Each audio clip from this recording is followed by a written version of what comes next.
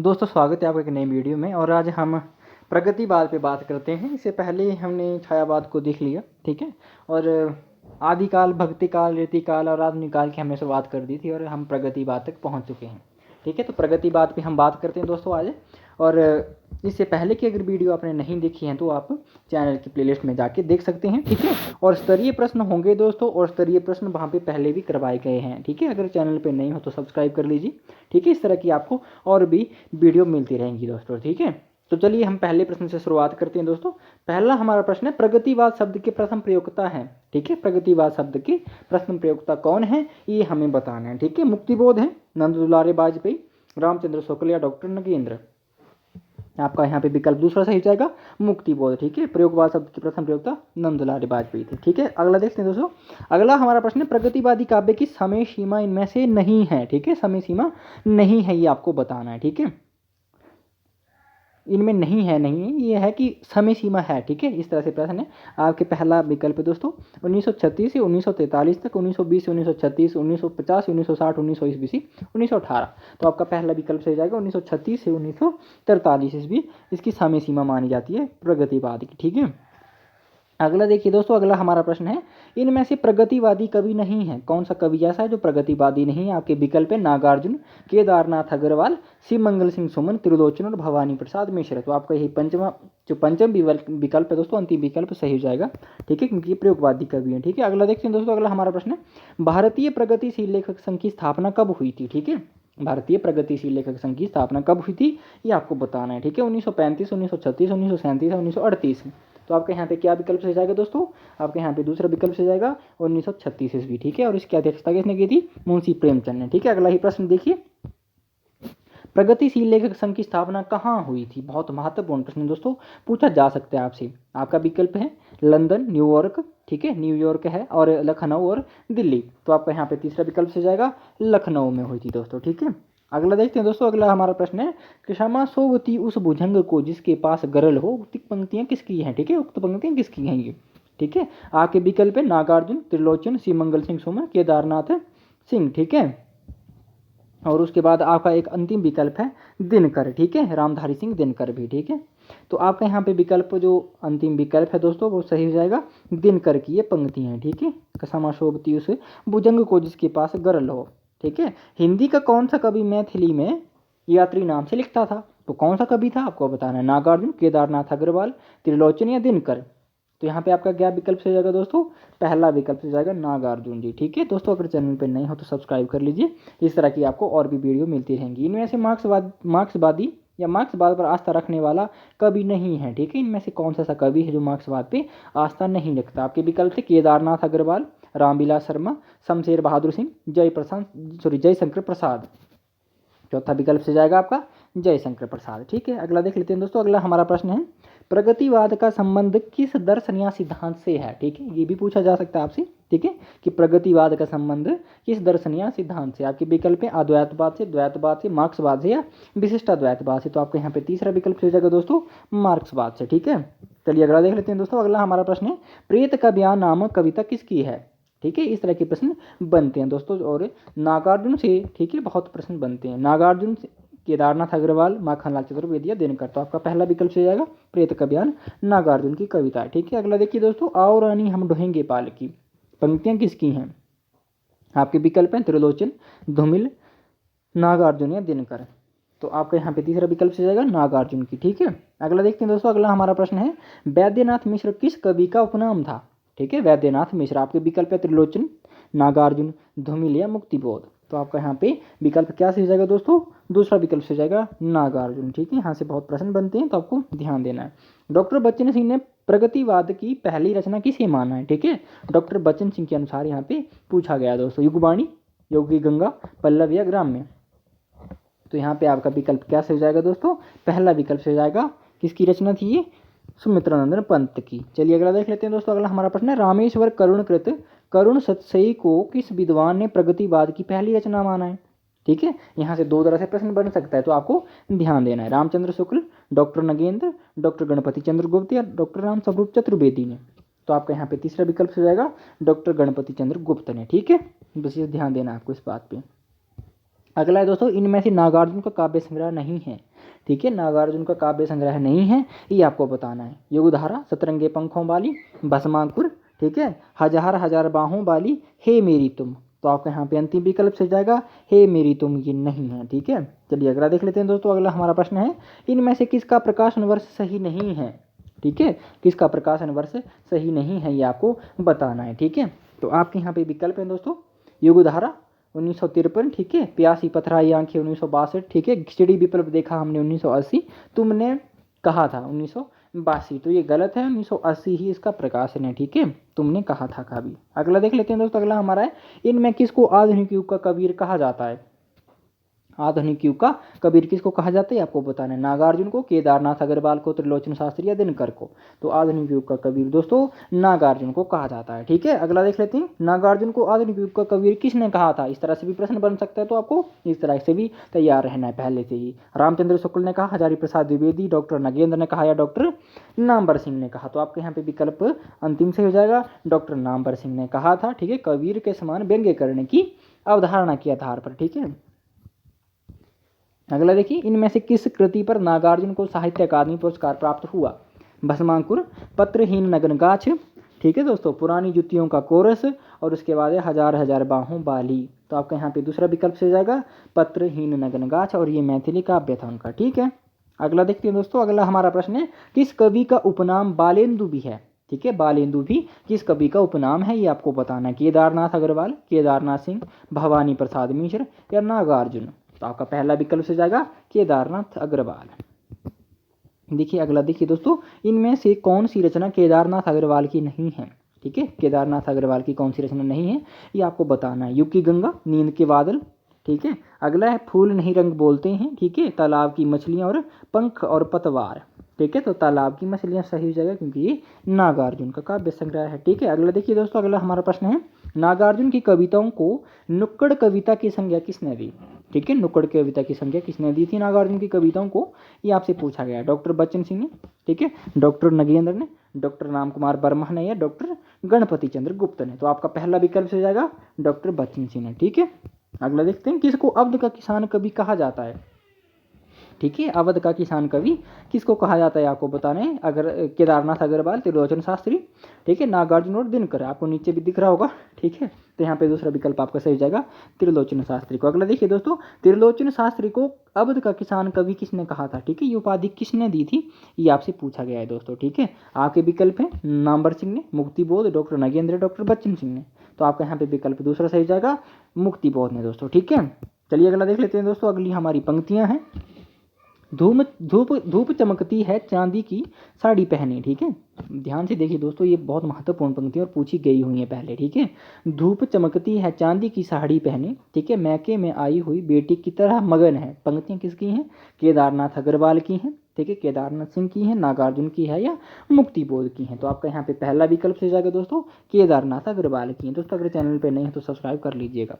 ठीक है, हिंदी में सोनेट किसने लिखे हैं। ठीक है, हिंदी में सोनेट किसने लिखे, सोनेट के छंद होता है। ठीक है, आपके विकल्प हैं त्रिलोचन शास्त्री, केदारनाथ अग्रवाल, नागार्जुन, शिवमंगल सिंह सुमन। तो आपका यहाँ पे पहला विकल्प हो जाएगा त्रिलोचन शास्त्री ने। ठीक है, अगला देखिए दोस्तों, इनमें से नागार्जुन की कविता नहीं है, एक कविता नागार्जुन की नहीं होगी, वो आपको बतानी है। बादल को घिरते देखा है, पाषाणी, कालिदास, या दंद्रित मुस्कान। ठीक है, हम पंछी उन्मुक्त गगन के, पिंजरे बंधना गा पाएंगे, कनक तिलियों से टकराकर पुलकित पंख टूट जाएंगे। ठीक है, तो ये अंतिम नहीं है, ये शिवमंगल सिंह सुमन की कविता है। ठीक है, अगला देखते हैं दोस्तों। अगला हमारा प्रश्न है, इनमें से शिवमंगल सिंह सुमन की रचना नहीं है। ठीक है, एक रचना नहीं है उनकी, वो आपको बतानी है। हिलोल, ठीक है, पहला, जीवन के गान, युग का मोल, मिट्टी की बारात, और दिगंत। तो आपका अंतिम विकल्प से जाएगा दिगंत, इनकी रचना नहीं है। ठीक है, अगला देखते हैं दोस्तों, त्रिलोचन शास्त्री का वास्तविक नाम है। ठीक है, त्रिलोचन शास्त्री का वास्तविक नाम क्या था, ये आपको बताना है। वासुदेव मावलंकर, ठीक है, वासुदेव सिंह, वासुदेव शरणागत, या इनमें से कोई नहीं। तो आपका दूसरा विकल्प से जाएगा, इनका वास्तविक नाम वासुदेव सिंह था। ठीक है, अगला देखते हैं दोस्तों। अगला हमारा प्रश्न है, त्रिलोचन शास्त्री की कौन सी रचना अवधी भाषा में रचित है। धरती, दिगंत, उस जनपद का कवि हूँ, अमोला। ठीक है, यहाँ पे अमोला गलत हो गया है, अमोला से पड़ेगा। ठीक है, अमोला, अमोला। ठीक है, तो ये अमोला है। ठीक है, अवधी भाषा में रचित है, और इसमें 2700 वर्वे छंद है। ठीक है, 2700 वर्वे हैं इसमें।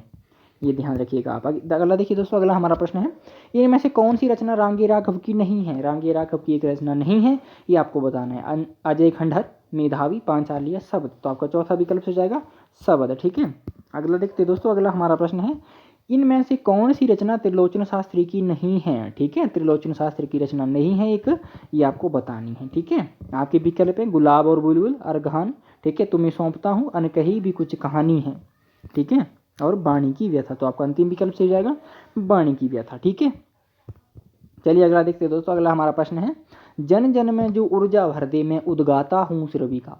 ठीक है, पंक्तियां किसकी हैं ये आपको बतानी है। ठीक है, आपके विकल्प थे केदारनाथ अग्रवाल, ठीक है, नागार्जुन, रांगे राघव और त्रिलोचन शास्त्री। तो आपका यहाँ पे दूसरा विकल्प से जगह दोस्तों नागार्जुन की कविता है। ठीक है, अगला देखते हैं, इनमें से दिनकर की रचनाएं हैं।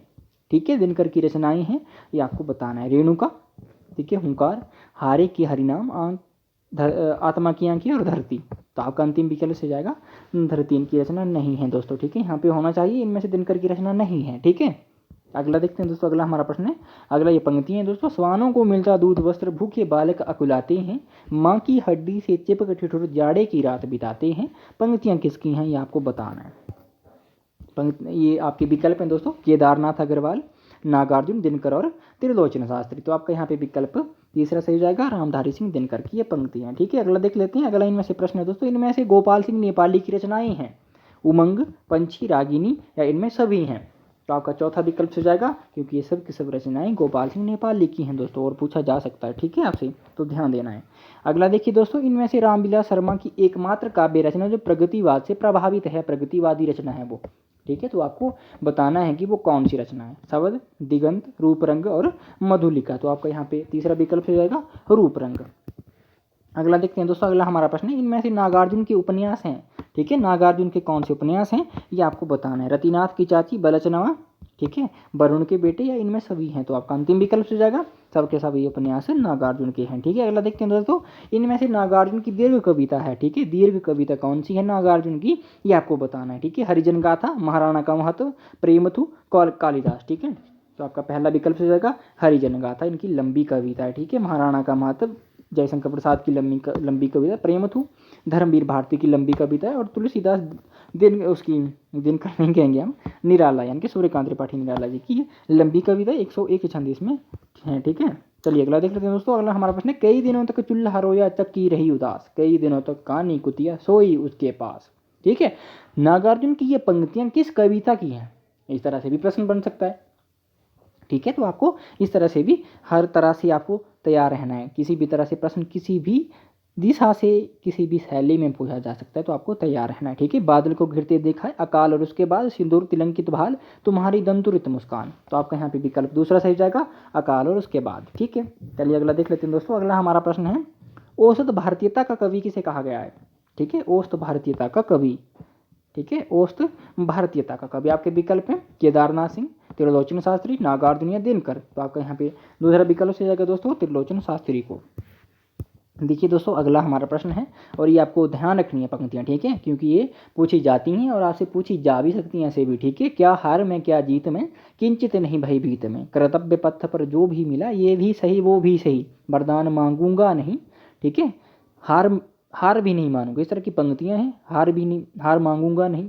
ठीक है, इस तरह की ये पंक्तियाँ हैं, ये पंक्तियाँ किसकी आपको बताना है। ठीक है, कई यहाँ पे कंफ्यूज होता है, मैं आपको बताता हूँ। ठीक है, शिव मंगल सिंह सुमन की भी बताते हैं, अटल बिहारी वाजपेयी की, ठीक है, त्रिलोचन शास्त्री और नागार्जुन। तो दोस्तों ये पंक्तियाँ हैं शिव मंगल सिंह सुमन की। बहुत से लोग जो हैं इन पंक्तियों को अटल बिहारी वाजपेयी की मानती है, परंतु ये अटल बिहारी वाजपेयी की नहीं है। ठीक है, शिव मंगल सिंह सुमन का एक काव्य संग्रह है जीवन के गान, उसको उठा के देखिए आप, वहाँ पर ये कविता आपको देखने को मिल जाएगी। ठीक है, क्या हार में क्या जीत में, किंचित नहीं भयभीत में, कर्तव्य पथ पर जो भी मिला ये भी सही वो भी सही, वरदान नहीं मांगूंगा हो कुछ पर हार नहीं मानूंगा। ठीक है, इस तरह की पंक्तियां हैं। ठीक है, तो ये शिवमंगल सिंह सुमन की है, ना कि अटल बिहारी वाजपेयी की, तो इसको ध्यान रखिएगा। और मैंने खुद वो काव्य संग्रह जो शिवमंगल सिंह सुमन का है, मैंने खुद देखी हुई है पंक्तियां उस काव्य संग्रह में, तो मैं आपको दावे के साथ कहता हूँ कि ये जो पंक्तियां हैं ये शिवमंगल सिंह सुमन की हैं। ठीक है, जीवन के गान का काव्य संग्रह है, उसको उठा के आप देख सकते हैं। ठीक है, क्योंकि मैंने वो देखा है तभी मैंने ये पंक्तियां भी लाई और आपको बता भी रहा हूँ। ठीक है, चलिए अगला देख लेते हैं दोस्तों, अगला हमारा प्रश्न है, प्रवासी के गीत द्रौपदी। ठीक है, प्रवासी के गीत, द्रौपदी, अग्निशस्त्र किसकी रचनाएं हैं, ठीक है।